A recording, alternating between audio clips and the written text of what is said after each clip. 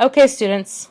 In the last video, I left off with a date. I said something ridiculous like there's no numbers, but what I meant to say was it's not normal numbers and normal ways of putting the date down than what we're used to. And you probably already know this. You're honor students. You probably already know MLA citation. It's probably very boring for you.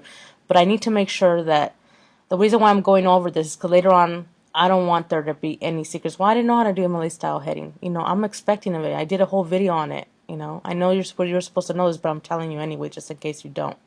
So, there's no one for the date. This is wrong. It's not just that I'm being picky about it. This is like the right way. Like you have to learn how to do MLA style format, especially when you go to college. So this is not the way that you're going to write your date.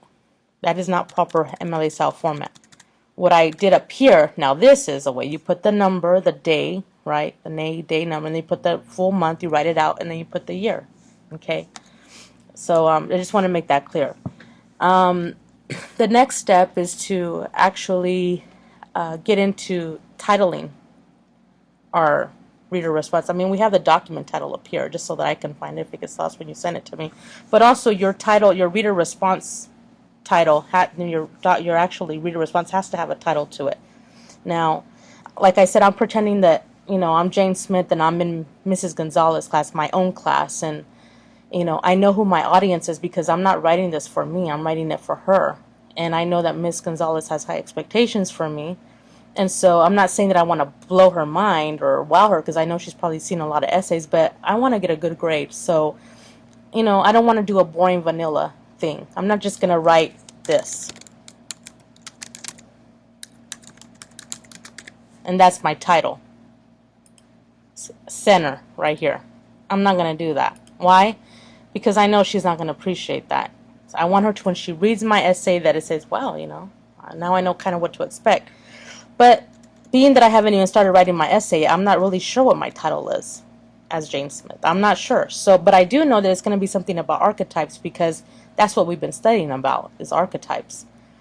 I know that an archetype is a character, situation, an image that gets recycled through literature over and over again, no matter the culture or the time period. They're the same story all along. So I want to talk about that. I could talk about climate change and how the author Kurt Vonnegut kind of had prophetic tendencies by saying that April wasn't the same anymore, that something about the weather that he talks about, that there's something wrong with the environment. But I want to talk about archetypes because we just talked about that, and I think in some kind of a way Harrison kind of represents that. So again, going back to the title, I'm just going to put a placeholder right now. I'm not going to leave it like this because it's boring vanilla, and I know that's not what I want to do. So I'm going to go Harrison Bergeron and archetypes. Okay? And then I'm going to return. But obviously I can't leave it centered. Okay? I have to move to a line to the left. Another thing that I want you to see on the title, guys, please don't put any glamour on your titles. I mean, again, it's not me being picky, guys. It's the way it is. And I know you already know this because you guys are honor students, and I'm sure somebody in the world taught you guys or try to teach you MLA citation style. But I want to make sure you understand this. I don't want to see papers, and if I go through it and I'm sticky about it, it's because I've been teaching for a while now, and I cannot allow you cannot do this in college. You cannot do radioactive pink title and 30-point font and weird font in itself and underlining. You don't do that. I mean, you're not going to impress your professor like that. In fact, they probably might get offended. So what you have to do is just regular boring. That's a lot better than it. Let your essay speak for itself. Obviously, like I said, so just make sure it's right now it's a placeholder title. I'm going to change it later on as soon as I write my reader response.